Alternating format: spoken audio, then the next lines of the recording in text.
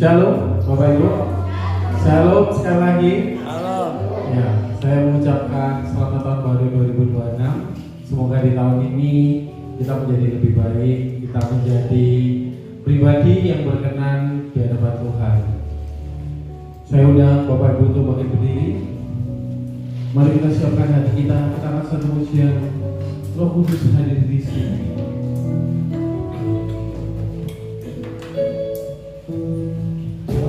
Kudus hadir di sini, mengalir di bait suci, perkara ajaib-Mu terjadi, kuasa mujizat nyata, karena Roh Allah sedang bekerja. Roh Kudus hadir di sini, Roh Kudus hadir di sini, mengalir di bait suci,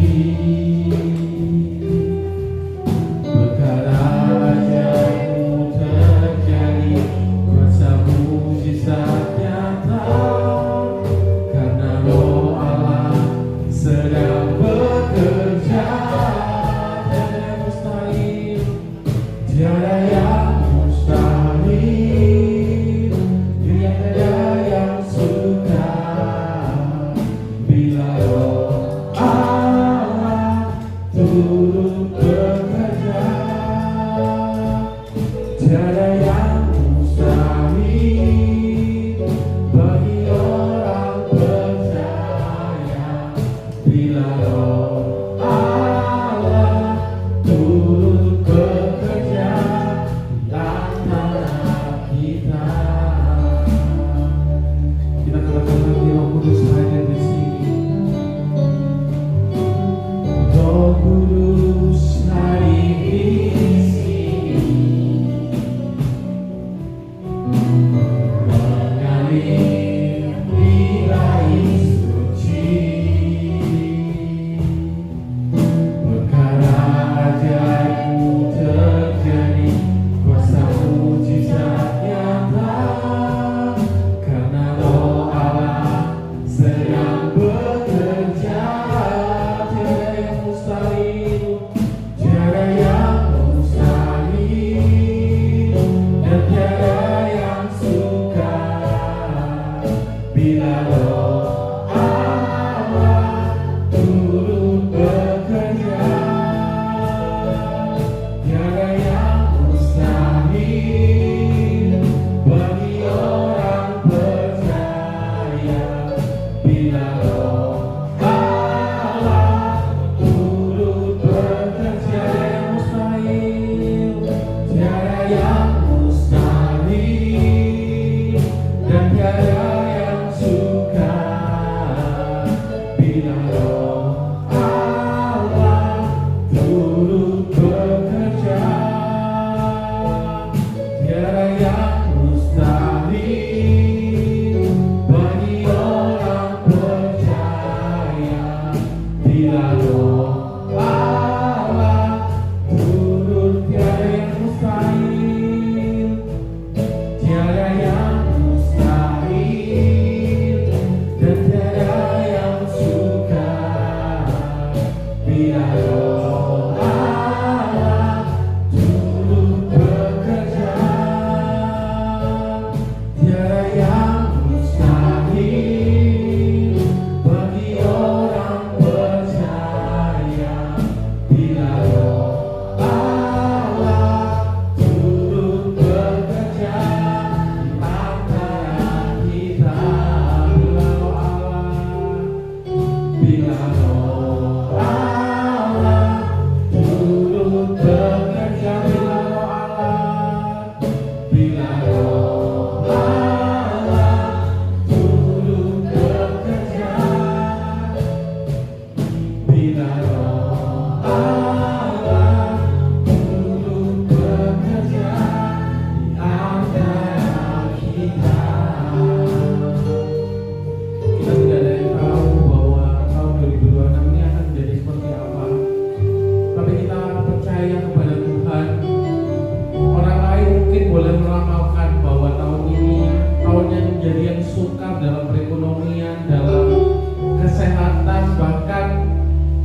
iman.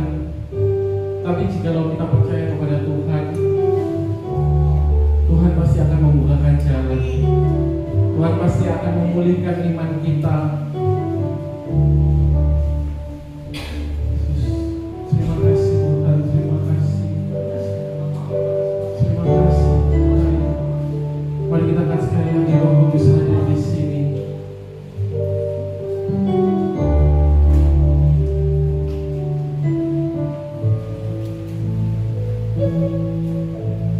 Roh Kudus hadir di sini. Naik di bait suci. Perkara ajaib terjadi, kuasa mukjizat nyata. Karena Roh Allah sedang bekerja. Tiada yang mustahil, tiada yang mustahil, dan tiada yang sukar.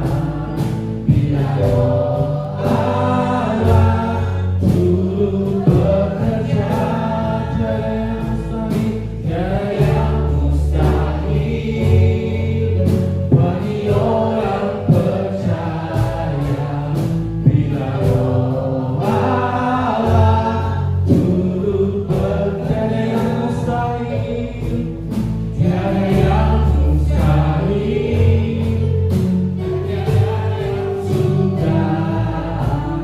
Bila Roh Allah turut bekerja, tiada yang mustahil bagi orang percaya. Bila Roh Allah turut bila Roh Allah, bila Roh Allah turut bekerja, bila Roh Allah turut bekerja di antara kita. Mari kita berikan syukur kita, Yesus. Terima kasih Tuhan. Kami percaya Engkau memimpin kami. Kami buka hati.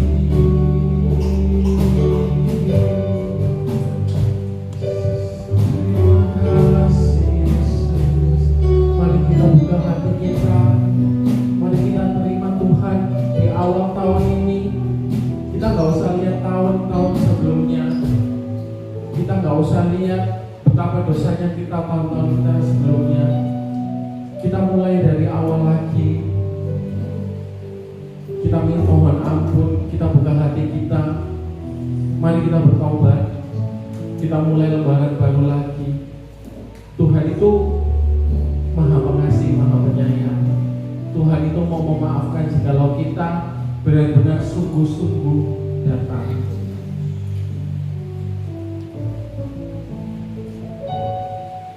Ku buka hati untuk Roh-Mu Tuhan. Ku buka hati menyembah-Mu Yesus. Jamalah kami, penuhi kami dengan kuasa Allah Maha Tinggi. Ku buka hati,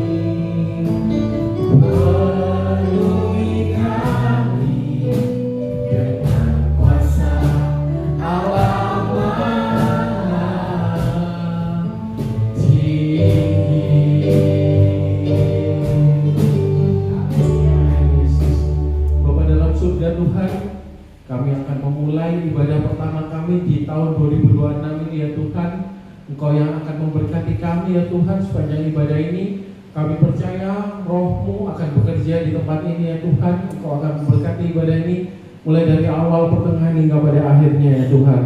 Engkau juga tetap memberkati jemaat-Mu yang hadir di tempat ini maupun dalam online. Engkau memberkati kami semua agar kami bisa mendapatkan berkat yang berkelimpahan daripada Engkau. Terima kasih Tuhan, hanya dalam nama-Mu kami sudah berdoa dan mengucap syukur. Haleluya, amin. Masih bangkit berdiri, kita akan satu bagian memasuki gerbangnya.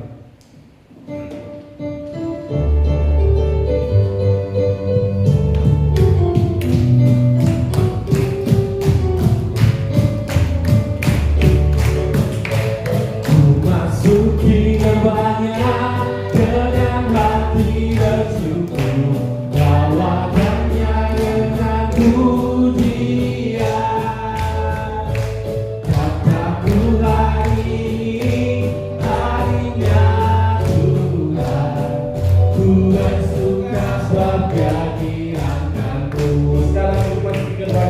Memasuki gerbangnya dengan hati bersyukur, bawakannya dengan pujian. Kataku hari ini harinya Tuhan, ku bersuka sebab Dia dirahkanku. Oh, Dia dirahkanku.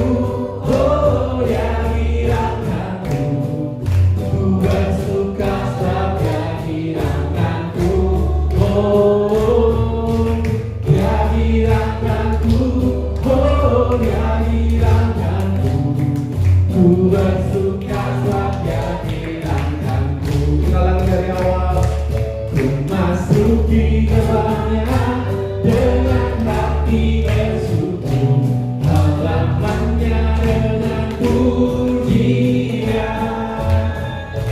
Kataku hari ini harinya Tuhan, ku bersuka sebab Dia dirahkanku. Oh,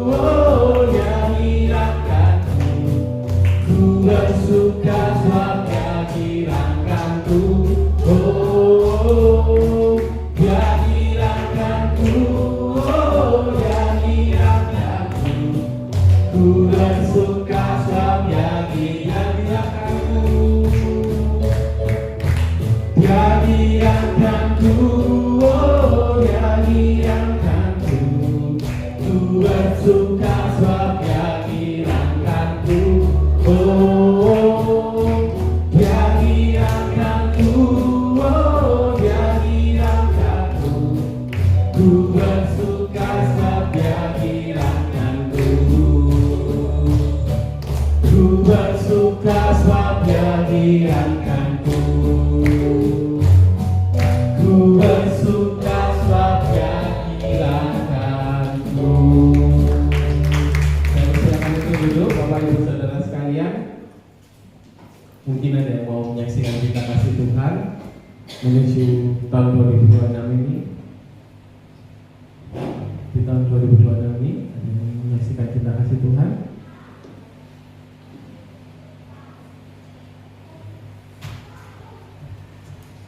Mungkin sambil menunggu kita akan satu janji dengan Dia panggil nama saya.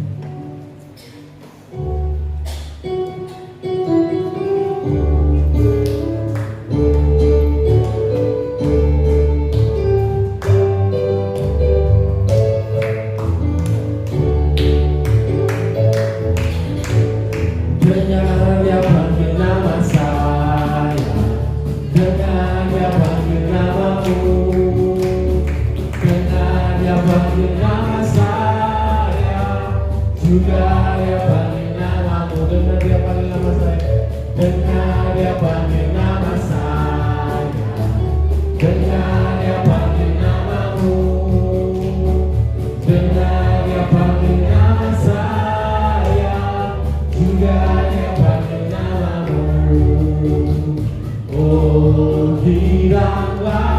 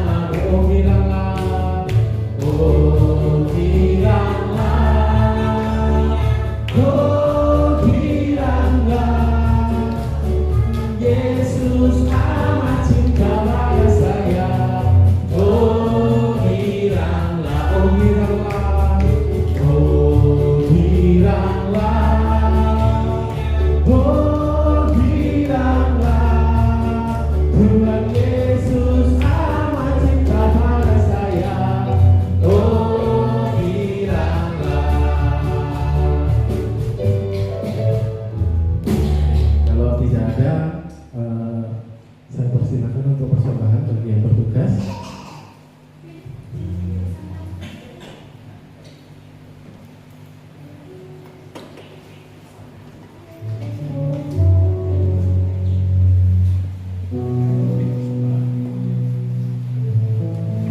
Kita berharap Tuhan selalu memimpin langkah-langkah kita di tahun ini, agar kita tidak salah dalam memilih langkah. Ada satu pujian mengatakan, lagu pujian lama, oh Tuhan pimpinlah langkahku.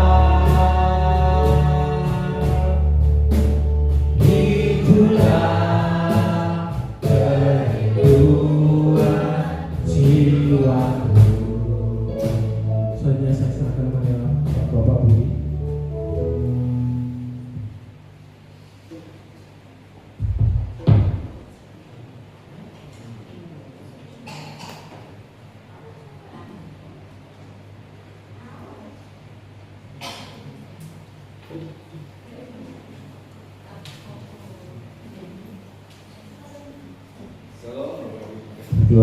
selamat sore. Masih semangat? Amin. Puji nama Tuhan. Baik, kita akan masuk pada pembelajaran firman Tuhan pada sore hari ini. Namun kita akan berdoa bersatukan hati. Bapa dalam Tuhan Yesus, terima kasih kembali kami bersyukur saat sore hari ini Tuhan. Sedang jemaat yang Kau kasih di Desember malam Tuhan, kembali membangun ibadah raya pada tahun yang baru Tuhan, tahun 2026 dan minggu yang pertama. Bolehlah kami Tuhan duduk di bawah kaki Tuhan untuk kembali kami belajar hal yang baru daripada Engkau Tuhan, supaya kehidupan setiap kami dari hari ke hari semakin berkenan di hadapan Tuhan. Dan kami percaya Tuhan punya rencana-rencana yang baru dalam kehidupan setiap kami, tentunya lebih baik daripada tahun-tahun yang kemarin. Terima kasih Bapa, kami ucap syukur saat ini dan kami mulai Tuhan memberikan firman dalam nama yang kudus Tuhan Yesus Kristus. Haleluya. Amin. Nah, Bapak Ibu yang dikasihi Tuhan, siapa yang gak suka dengan hal yang baru? Gak ada ya? Semua ada. Halo? Ada. Ada nggak yang gak suka dengan hal yang baru? Nggak suka. Suka. Tapi yang ya apalagi anak-anak ya. Coba anak-anak kalau ada mainan baru itu senang. Ibu-ibu juga ya. Oh, drakornya baru ceritanya. Iya. Drakornya baru. Oh, iya toh. Sinetronnya baru ya. Oh iya, lihat-lihat. Senang ya? Istri baru udah seneng. Loh. Itu nggak boleh kata dia. Ya, firman Tuhan disampaikan kepada kita. Ya. Di dalam 2 Korintus 5, ya. Surat Rasul Paulus untuk jemaat di Korintus yang kedua dan pasal yang kelima.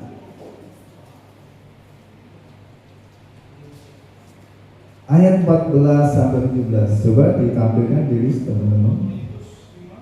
2 Korintus 5 ayat 14 sampai 17. Nah, Lembaga Alkitab Indonesia memberikan perikop pelayanan untuk pendamaian. Terus apa kaitannya dengan yang baru tadi ya? Tunggu nanti ada. Oke, baik, saya bacakan 2 Korintus pasal 5 ayat yang ke-14. Sebab kasih Kristus yang menguasai kami, karena kami telah mengerti bahwa jika satu orang sudah mati untuk semua orang, maka mereka semua sudah mati. Ayat 15. Dan Kristus telah mati untuk semua orang, supaya mereka hidup tidak lagi hidup untuk dirinya sendiri, tetapi untuk Dia yang telah mati dan dibangkitkan untuk mereka. 16. Sebab itu kami tidak lagi melihat orang lain. Sebab itu kami tidak lagi menilai seorang juga untuk ukuran manusia. Dan jika kami pernah menilai Kristus ukuran manusia, sekarang kami tidak lagi menilainya demikian. 17. Jadi siapa yang ada di dalam Kristus, ia adalah ciptaan yang baru. Yang lama sudah berlalu, sesungguhnya yang baru sudah tiba, datang. Nah, Bapak Ibu dikasih Tuhan, kita akan beri tema atau renungan pada sore hari ini. Hal yang baru menarik perhatian. Harus ya, hal yang baru menarik perhatian atau memikat hati. Seperti tadi saya katakan pertama, ya, hal-hal yang baru. Ibu-ibu senang, ini kompornya baru, bisa beli ya kan? mudah, enak, sekarang dipakai nyaman, nggak cepat speed baru nyala. Kalau sekali baru sekali udah nyala ya kan, senang pasti senang. Suasana yang baru, suasana rumah yang baru. Mungkin letak ruangnya diganti, digeser ke sana ke sini, akhirnya kayak baru. Padahal rumahnya lama, tapi suasananya baru, pasti senang, nyaman. Adik-adik pun kalau dengan hal yang baru, mainan yang baru, senang. Setiap hari dipakai, ya kan? Begitupun ibu-ibu yang suka drakor, yang baru lihat terus setiap hari sampai lupa firman Tuhan, enggak ya? Tuh, ketawa dan iya kayaknya. Oh enggak kan? Nah itu seharusnya firman Tuhan tetap yang utama ya. Nah di dalam yang 14, ya. Dia yang ke-14 tadi dikatakan,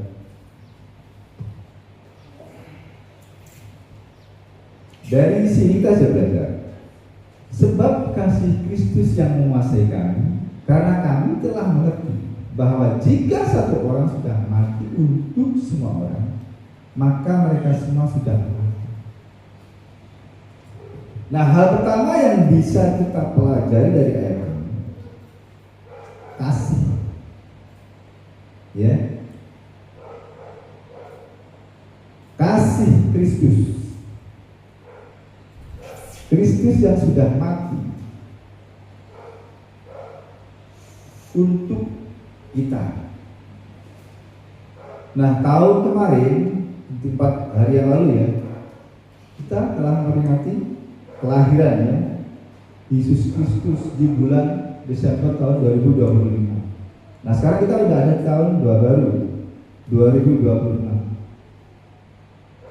Tentu hal yang baru yang akan kita tampilkan dalam kehidupan kita sebagai anak-anak. Karena seringkali dari tahun ke tahun kita memperingati perayaan Natal, ya kan?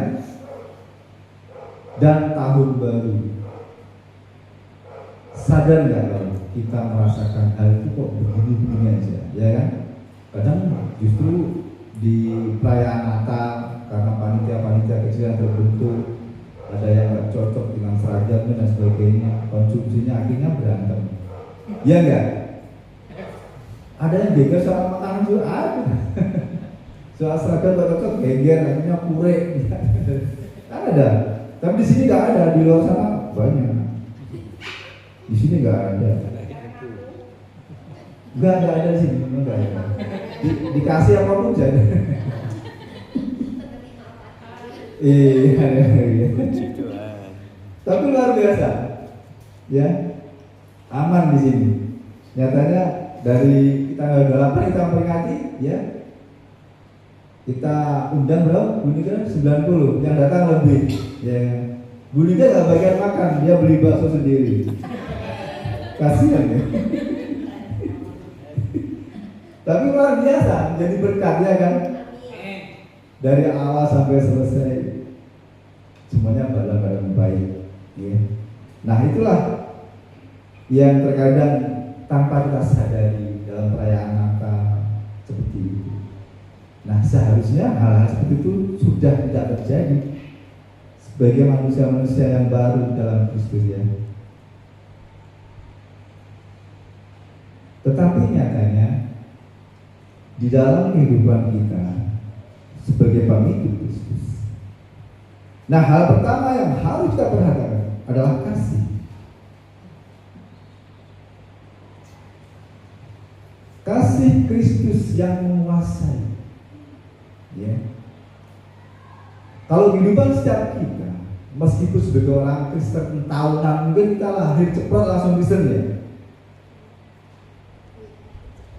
Tetapi kalau belum lahir baru, artinya kasih Kristus yang menguasai kehidupan setiap kita, ya kan?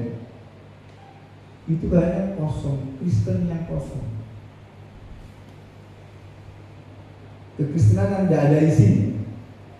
It's okay kita ke gereja setiap minggu, pelayanan,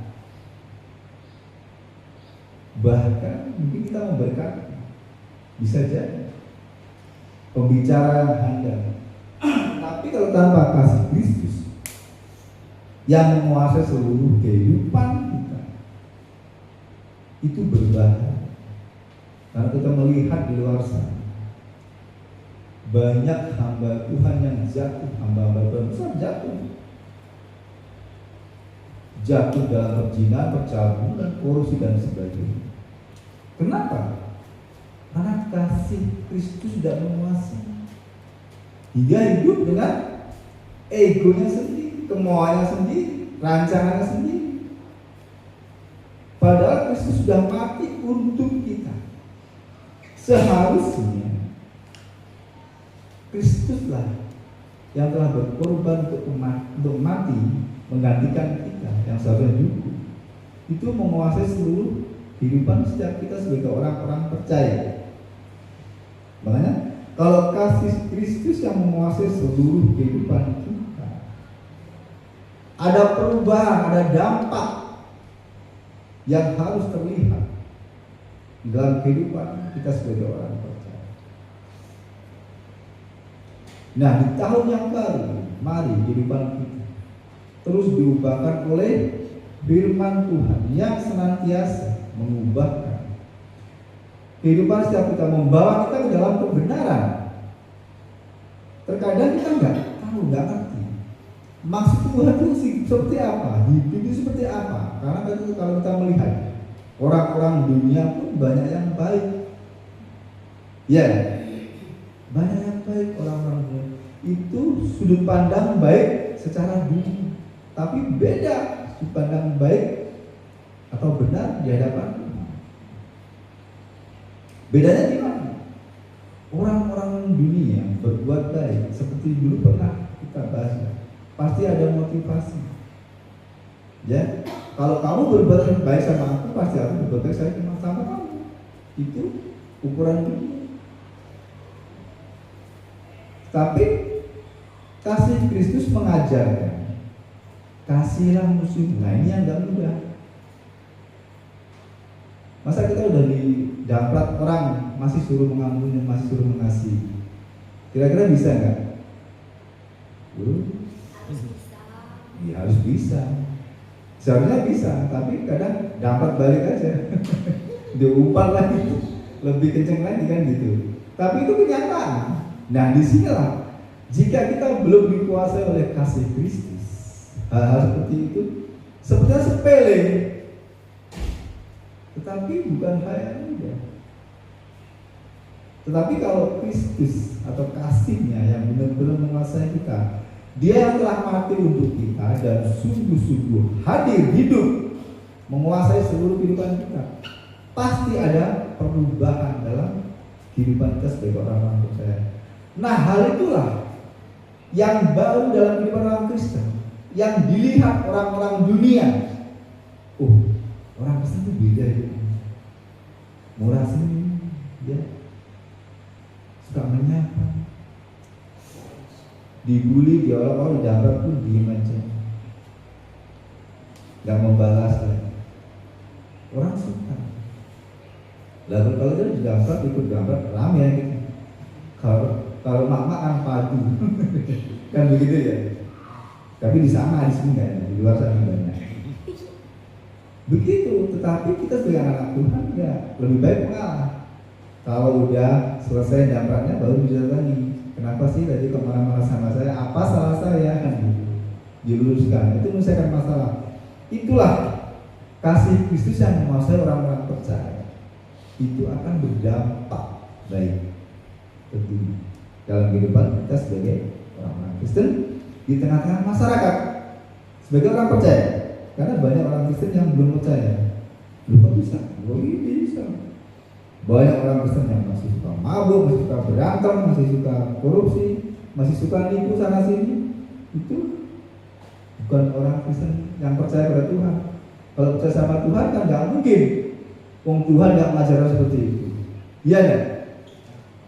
Nah, waspadai. Orang Kristen banyak, tapi yang percaya pada Tuhan Yesus belum tentu banyak.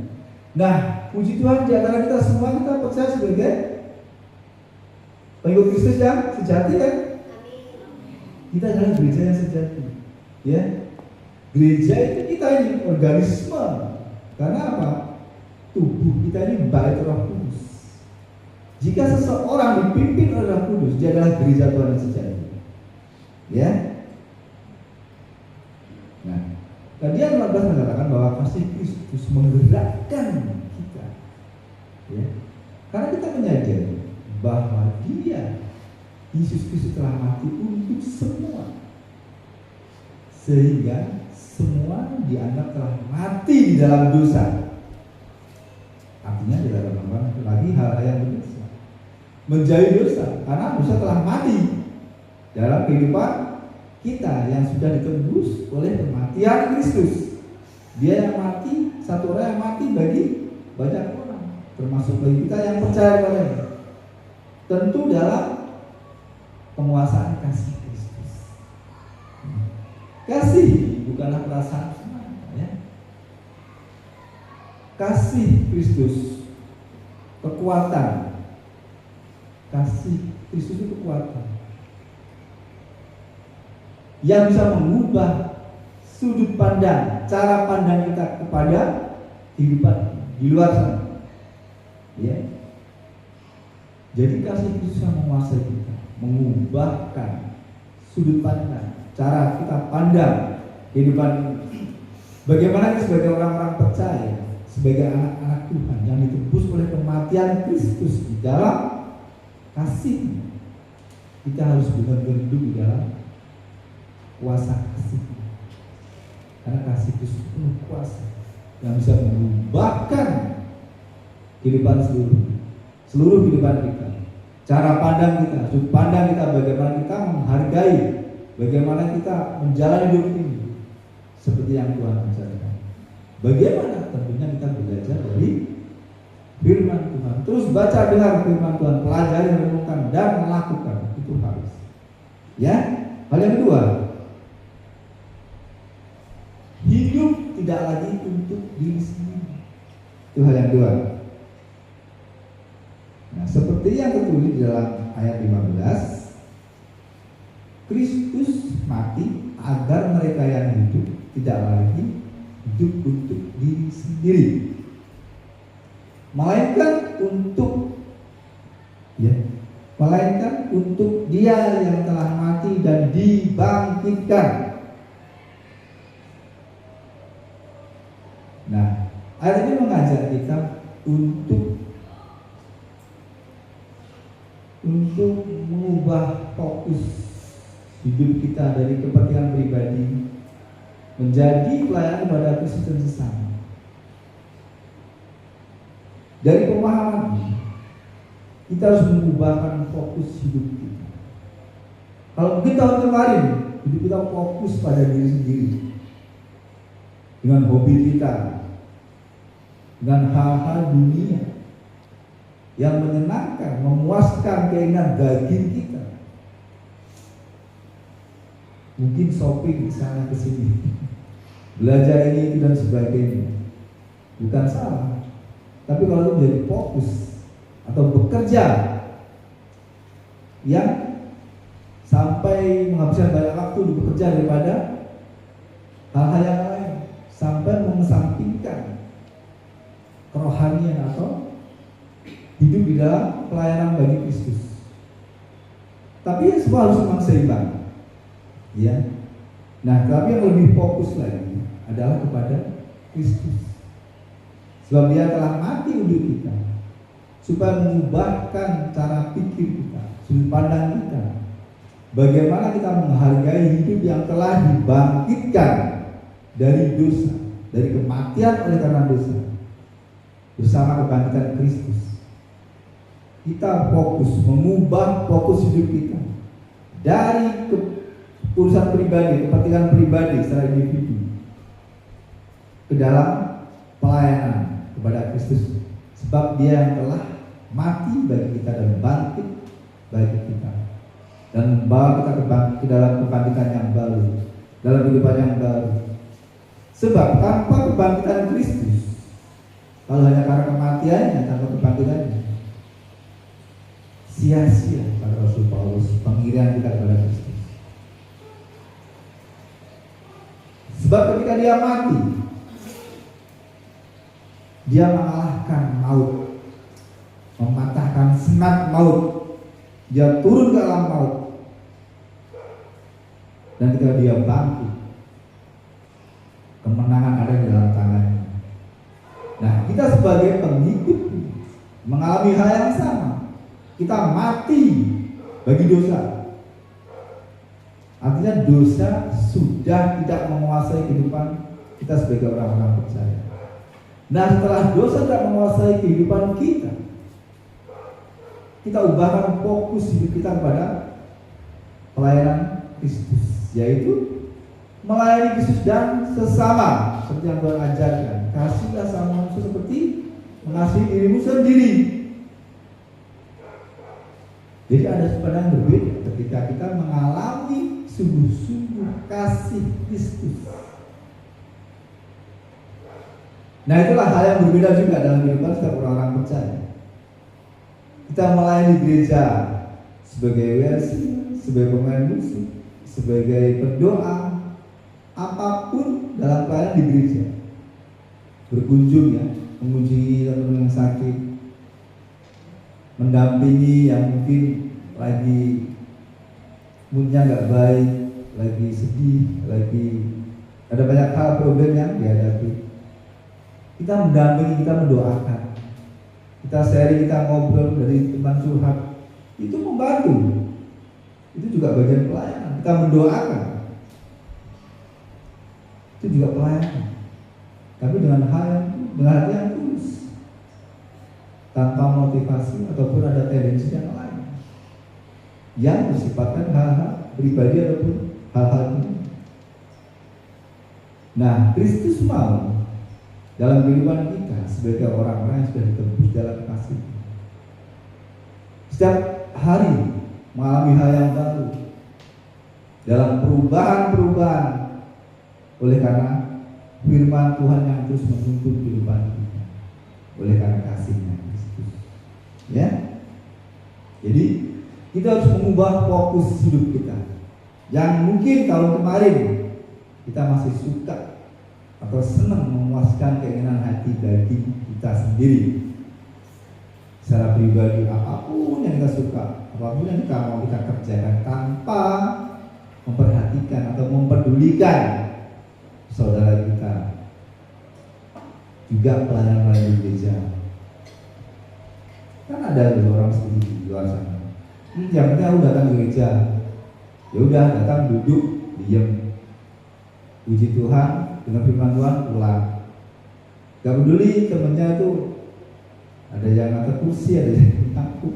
Dilihat aja, ada seperti itu, ada di luar sana banyak.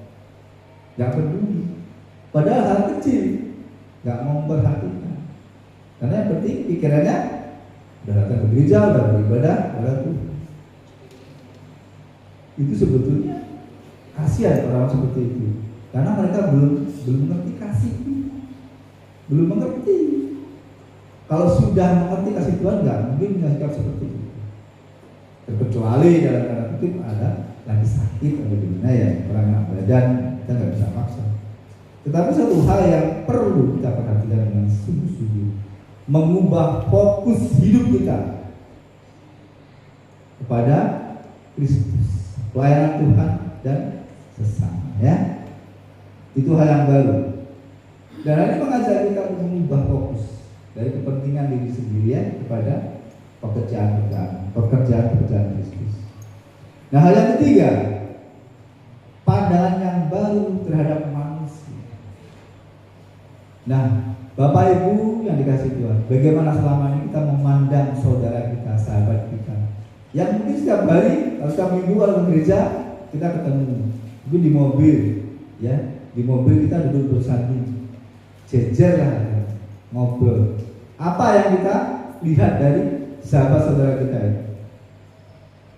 Coba tengok kiri, tengok kanan. Apa sih yang dilihat dari kalian? Ayo, bagaimana? Ada lagunya?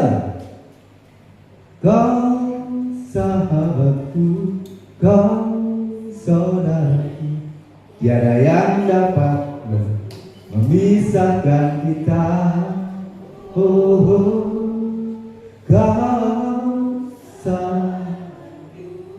kau saudara, tiada yang dapat memisahkan.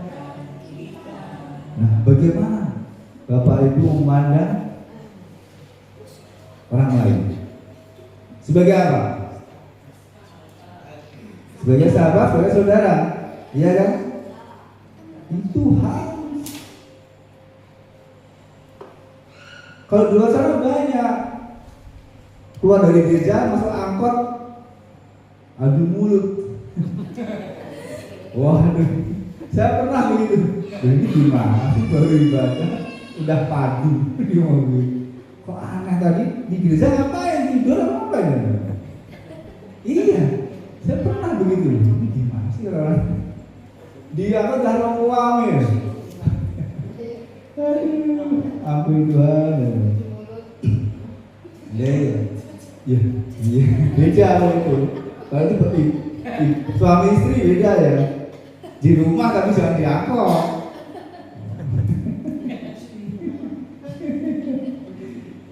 Jadi bagaimana sudut pandang kita, ya, kepada manusia sesama kita?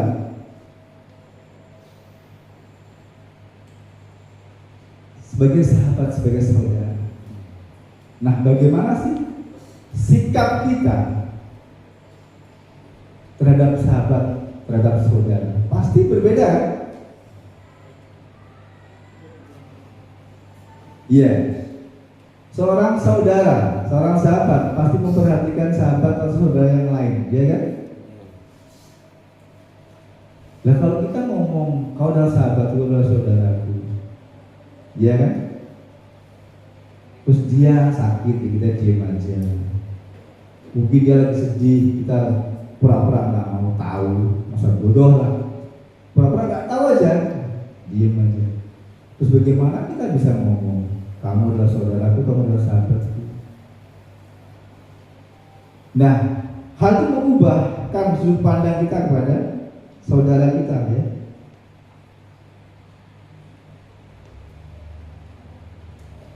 Di ayat yang ke tadi ya,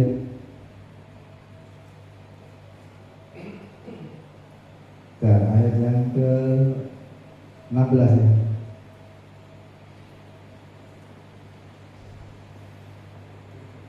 Ayat 16.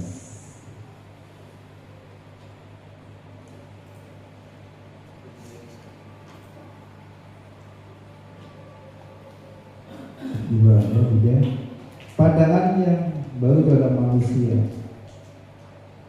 Ayat 16 mengajarkan bahwa kita yang boleh lagi menilai orang berdasarkan kondisi lahiriah ataupun standar dunia. Ya. Coba dibaca 16 tolong. 2 Korintus 5 ayat 16 nya. 2 Korintus 5 ayat 16. Iya. Sebab itu kami tidak lagi menilai seorang. Tidak menilai seorang. Juga pun menurut ukuran manusia. Juga pun ukuran manusia. Dan jika kami pernah menilai. Dan jika kami pernah menilai Kristus menurut ukuran manusia. Sekarang kami tidak lagi menilainya dengan Kristus. Sekarang Anda lagi menilai ukuran manusia. Nah, Rasul Paulus menyampaikan pada jemaat di Korintus sudut pandang manusia. Sudut pandangnya sudah berubah oleh karena pelayanan pendamaian yang Kristus lakukan dalam sekali. Nah, begitupun kita sebagai pengikut, sebagai murid-muridnya Tuhan Yesus, sebagai orang percaya, kita juga harus mengubahkan sudut pandang kita terhadap sesama kita, apalagi terhadap Kristus. Mungkin orang-orang luar sana memandang Yesus itu manusia, dipenteng, mati ya kan gitu. Banyak orang bilang gitu, mati disalib manusia biasa. Itu sudut pandang mereka. Ya biar itu memang iman mereka seperti itu, nggak ngerti. Tetapi kita sudah mengetahui rahasia itu. Sudut pandang kita harus berubah. Memang Yesus itu manusia, 100% Yesus Kristus manusia. Tapi juga 100% Allah. Kok bisa begitu? Kalau kita tidak mempercayai dengan iman sulit, tetapi kalau kita dengan iman mempercayai hal itu, loh Allah yang inkarnasi dari manusia, loh Allah itu maha kuasa, mau berbuat apapun, ya suka-suka Tuhan. Karena lagunya itu suka-suka Tuhannya kan. Nah tapi di sini ketika Kristus mengubahkan pikiran kita, sudut pandang kita terhadap manusia oleh karena kasih. Sebab Kristus sendiri sebagai yang maha suci, yang maha kudus, memandang manusia berdosa, diubahkan pandangannya, berbeda. Nyatanya buktinya Kristus mau turun ke dunia untuk menyelamatkan umat manusia. Karena pandangannya pada manusia, meskipun manusia itu berdosa, ngeselin, ya, udah dinasihatin sama Allah waktu Taman Eden, ya, seluruh buah yang ada taman ini boleh kamu makan kecuali buah pengetahuan baik dan jahat. Tapi manusia itu yang apa? Manusia itu penasaran, ngeyel, suka ngeyel. Ya, jangan penasaran, ditipu oleh iblis, dicoba. Siapa yang makan duluan? Halo? Siapa yang makan duluan? Terus suaminya dikasihkan. Berarti yang duluan siapa? Sama berdua. Ngeles. Ya manusia yang berdosa duluan. Jadi hati-hati ya bapak-bapak. Ya, ya Indonesia aja. Tapi memang kita semua manusia itu gampang terkecoh, tertipu oleh muslihat iblis. Ya, tapi kita harus berhati-hati. Dan firman Tuhan yang menjagai hati dan pikiran kita supaya kita tidak terpeleset, terkecoh, tertipu oleh muslihat iblis. Nah, ketika manusia jatuh dalam dosa, Allah, kemuliaan Allah meninggalkan manusia karena Allah yang Maha Kudus gak bisa bersatu dengan manusia yang berdosa. Bahkan Allah berkata kepada Adam pada waktu itu, bumi terkutuk karena kamu, ular pun dikutuk, ya kan? Perempuan pun dikutuk, akhirnya melahirkan dengan kesusahan, ya kan? Itu seolah Tuhan marah, akhirnya Tuhan menjauh daripada manusia. Tetapi ketika kasih Allah memandang manusia berbeda, dia turun ke dunia untuk mengembalikan manusia ke dalam rencana semula pada waktu Allah menciptakan manusia sebagai rekan kerja untuk mengelola Taman Eden. Nah, ketika Yesus Kristus turun ke dunia untuk menebus kita, menebus orang-orang percaya dari belenggu dosa, sudut pandang manusia juga harus berubah. Kita sebagai orang percaya memandang sesama kita harus berbeda. Makanya Tuhan tekankan untuk kita mengasihi sama kita seperti kita mengasihi diri sendiri. Itu dasar hukum Allah. Hukum kedua ya, sama dengan hukum yang pertama ya, kasihlah Allahmu, kasih dengan segenap hati, segenap jiwa, akal budi dan kekuatanmu, dan kasih sama seperti mengasihi dirimu sendiri. Itu menyangkut seluruh hukum Allah dan kita para nabi. Dari Kejadian sampai Wahyu itu intinya di situ. Matius 22, 37, 39. Kasih. Nah, begitu pun ketika kasih Allah menguasai seluruh kehidupan kita. Tadi hal pertama ya, kita mengasihi. Dia kasih itu menguasai seluruh kehidupan kita. Hal-hal yang baru tentang kasih kita tampilkan dalam kehidupan setiap kita.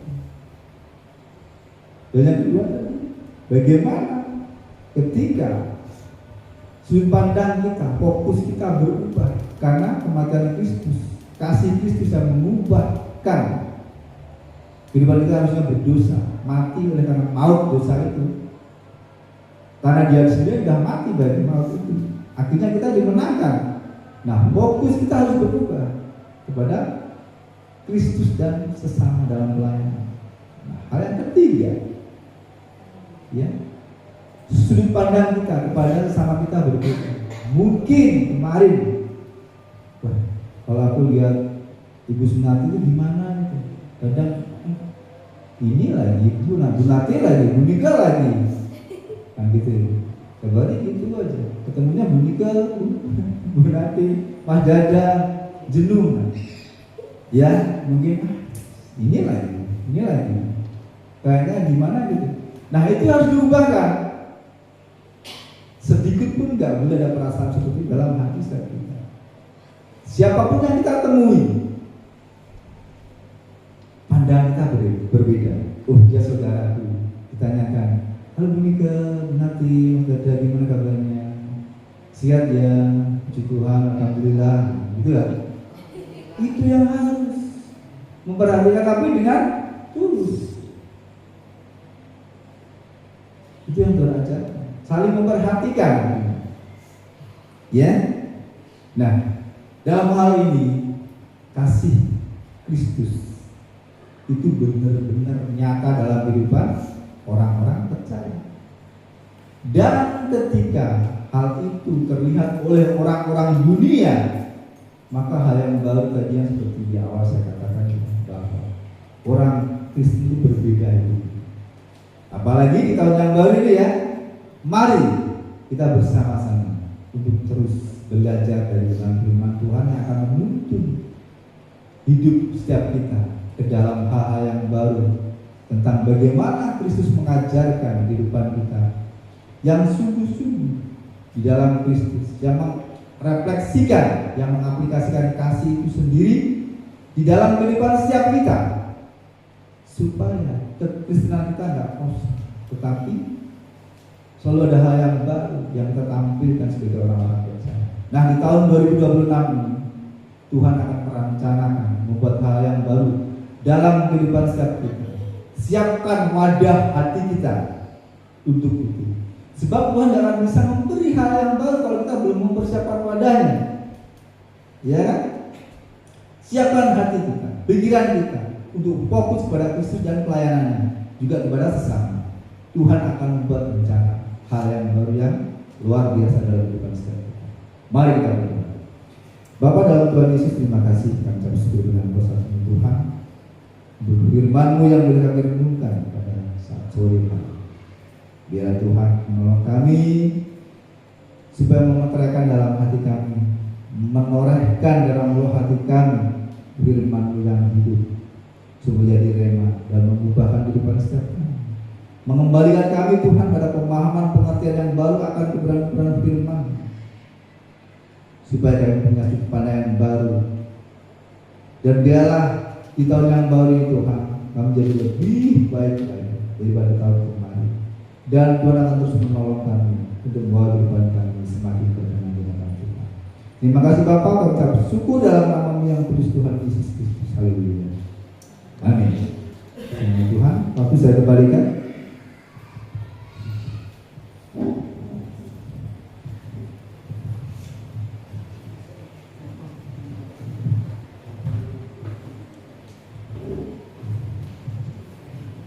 Musik pertama di tempat ini pukul 5 sore. Kemudian untuk hari Jumat kita ada latihan musik bagi anak-anak sekolah, anak-anak yang akan latihan musik bisa di tempat ini, dan juga latihan untuk ibadah hari Minggu. Kemudian untuk hari Minggu kita akan dilayani oleh pihaknya Saudari Gaby.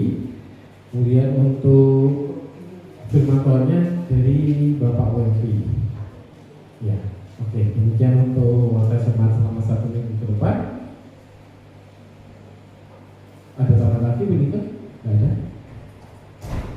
Oke, kalau nggak ada tambahan, mari kita akhiri ibadah kita pada sore hari ini. Saya minta untuk berdiri. Nanti dengan kasih Kristus, Bu Nika akan berdoa. Oh, Pak Budi akan menutup dengan doa sekaligus doa berkat. Mari kita akan satu pujian kemuliaan bagimu.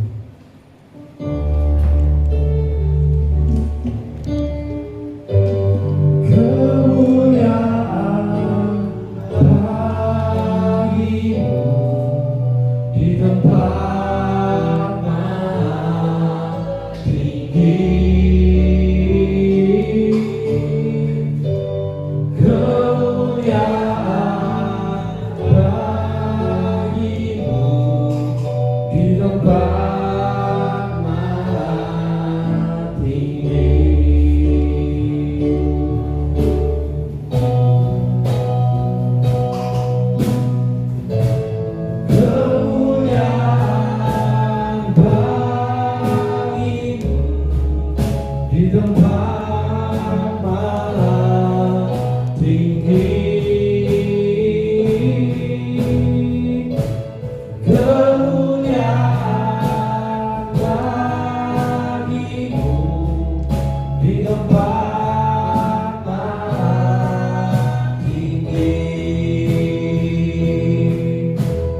tempat maha tinggi, di tempat maha tinggi.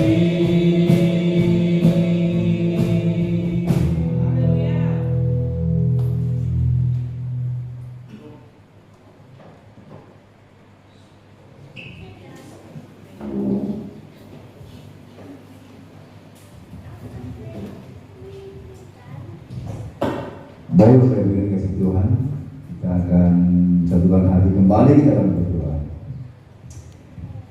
Bapa dalam Tuhan Yesus, terima kasih kembali dengan syukur Tuhan, sedang jemaat Ibu yang sabar selalu sering bangun berharaya Tuhan pada sore hari ini di minggu pertama tahun 2026 Tuhan. Kami percaya Tuhan ada hal yang baru Tuhan sudah sediakan dalam kehidupan setiap kami. Dan kami percaya Tuhan Engkau terus membawa kehidupan kami semakin hari semakin berkenan di hadapan Tuhan. Dan biarlah Roh-Mu yang kudus Tuhan terus menolong kami, memampukan kami, dan terus membawa kami dalam hal yang baru akan kasih. Terima kasih Bapa. Tuhan, Kau memberkati sedang jemaat kepada Tuhan yang dalam kelemahan Tuhan kuatkan, yang bisa Tuhan hiburkan, dan dalam kekurangan Tuhan cukupkan. Yang lagi mengalami problem permasalahan hidup, Tuhan berikan jalan keluar. Tuhan topang, Tuhan kuat. Terima kasih Bapak. Lalu Bapak juga berdoa untuk Bapak Kepala kami Tuhan, Bapak Pastor Ivan Stombul, yang dimana Tuhan bersama keluarganya, misalnya sedang perjalanan untuk tugas-tugasnya pelayanan. Tuhan memberkati kesehatan Bapak Ivan Stombul, Tuhan bersama ibu dan keluarganya. Tuhan memberkati usaha pekerjaan Tuhan, juga pelayanan kesehatan, memberkati kehidupan rumah tangganya Tuhan memberkati. Begitupun seluruh sedang jemaat di Bensembra ini sama dimainkan Tuhan. Tuhan memberkati juga Tuhan Bapak rohani kami, Bapak Langkasi bersama Ibu, juga anak-anak dan cucu. Tuhan memberkati masa sepunya Bapak Langkasi bersama Ibu. Tuhan memberkati kesehatannya, juga rumah tangga juga usaha pekerjaan. Tuhan memberkati, berkati menang para cucu Tuhan, Bapak Langkasi, Tuhan memberkati kehidupan pelayanan beliau Tuhan. Terima kasih Bapak. Juga senang-senang sembah-sembah Tuhan memberkati, melingkupi kehidupan setiap kami Tuhan dengan kasih-Mu yang tanpa henti dan terus-menerus menguasai seluruh kehidupan kami Tuhan. Terima kasih Bapak, terima kasih dengan syukur pada Tuhan. Juga setiap pelayanan Tuhan tempat ini Tuhan memberkati, bagi yang masih sekolah Tuhan memberkati studinya anak-anak Tuhan, masa depan anak-anak Tuhan memberkati, Tuhan yang terbaik bagi setiap anak-anak Tuhan di masa depan. Terima kasih Bapak. Syukur kepada Engkau. Bapak Ibu dikasih Tuhan, mari kita bagi berdiri, kita terima berkat daripada Allah Bapa di dalam nama Tuhan Yesus. Bapa memberkati Engkau dan melindungi Engkau. Tuhan menyeri dengan wajahnya dan memberikan kasih karunia. Tuhan mengarahkan wajahnya kepada Engkau dan memberikan damai sejahtera. Sukacita daripada Allah Bapa di dalam cinta kasih Putra Tunggalnya Yesus Kristus Tuhan kita, dan persekutuan dengan Roh-Nya yang kudus menyertai kita saat ini sampai selama-lamanya. Dan apa yang terjadi dalam takut akan Tuhan senantiasa Tuhan bernya berhasil. Kita indahnya kita bersama-sama katakan amin. Selamat sore, selamat hari Minggu, Tuhan memberkati.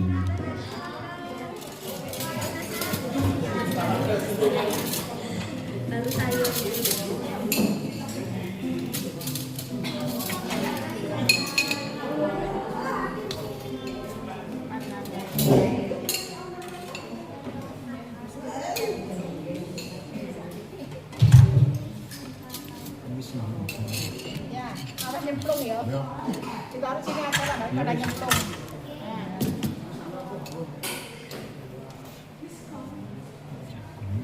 Saya rasa Sini bareng. Ini kalau barengnya.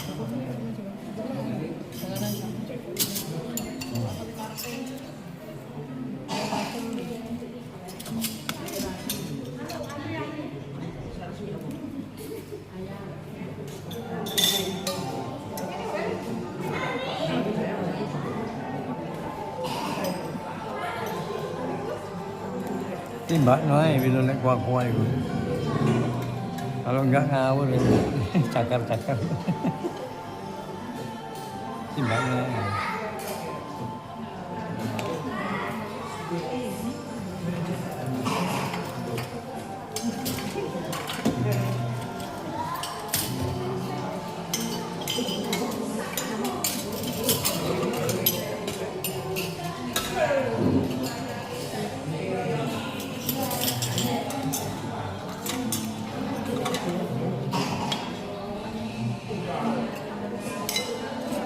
Yes,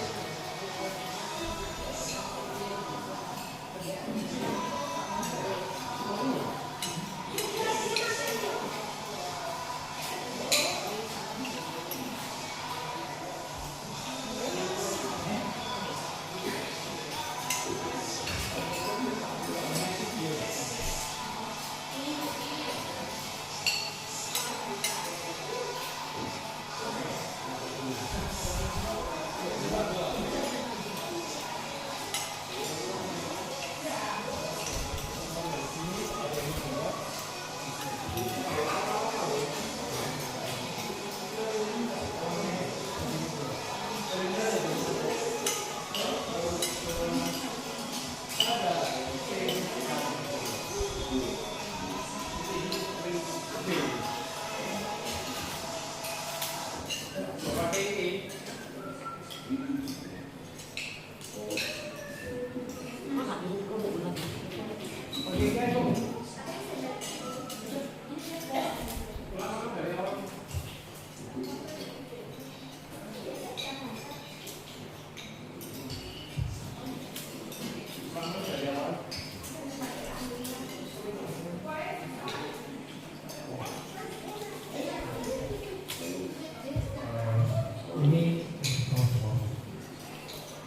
ya, akan ini adalah pesan dari paspor kita, mungkin bisa sambil makan bisa mendengarkan.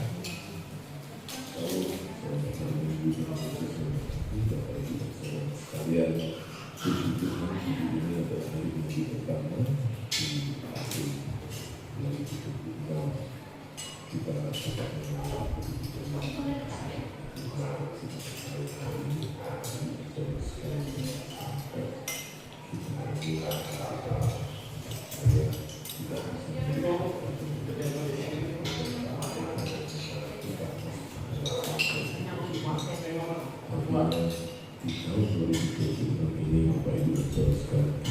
lebih lagi dekat kepada lebih lagi mengerti bersama, lebih lagi berjalan bersama Dia, karena Tuhan untuk merasakan kita. Oleh karena itu kita dapatkan satu visi yang berbeda dari firman-Nya yang terambil di Roma 12 ayat 11. Saya mengatakan Bapak Ibu Saudara sekalian, dikatakan janganlah hendaknya kerajaan kendor dari roh menyala-nyala, dan inilah Tuhan.